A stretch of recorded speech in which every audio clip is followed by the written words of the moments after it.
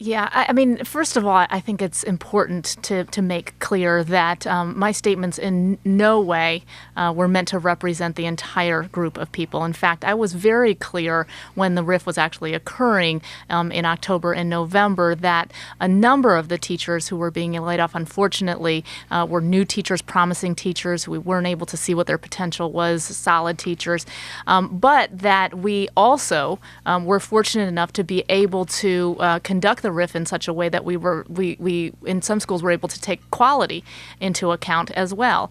And so each principal had to fill out forms about the staff members, the class of staff members that they were going to let go. And we did see some alarming things in there. And I think one of the important things to come out of this is that I think that, and I think the union agrees with this as well. Randy Weingarten, the National Teachers Union president, said this in a speech recently, is that we really have to reevaluate the progressive discipline and grievance process. Can you be nicer? No, that's what I'm trying to say.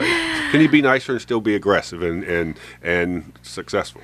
I think you can, but I think that part of the problem also is that niceness doesn't sell newspapers or magazines. And so one of the things that's been frustrating to me is that I can sit through an interview and say all of the things that I've said on this interview about how many great teachers we have and how they deserve to be recognized and rewarded and all this sort of thing.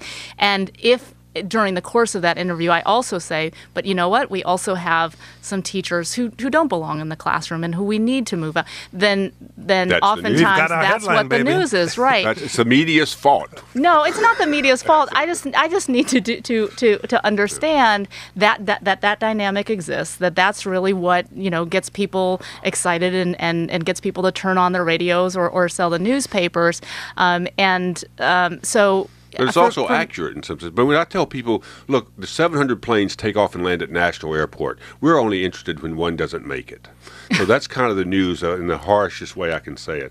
But so I'm just saying that people who are watching you so closely, does that put on you a more pressure to be more moderate in what you decide to say or do, because it can be misinterpreted easily or used against you? I don't think it means that I have to necessarily be more moderate, because I do think that people also want to know the truth. They don't want me to sugarcoat things. They don't want me to downplay the reality. I don't think that does anyone a service. There would be no need for reform. That's right. But I do think that it's incumbent upon me to do a better job of going out proactively and talking about the good things that are happening as well, and to be very, very aggressive about that.